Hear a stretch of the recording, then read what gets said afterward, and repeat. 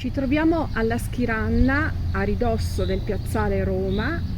nell'area camper che fino a qualche tempo fa era in gestione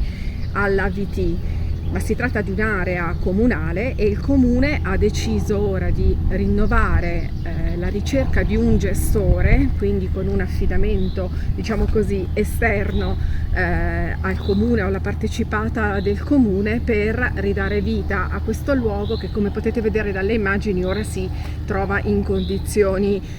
miserrime. L'area è composta da 9 stalli per appunto posizionare i camper, e vi sono le varie colonnine per l'acqua, per il lavaggio, per l'elettricità. Certo, va rimesso a posto, va rimesso in ordine per dare ospitalità ai turisti che si spostano appunto in camper, e l'avviso per la nuova gestione scade il 3 giugno prossimo.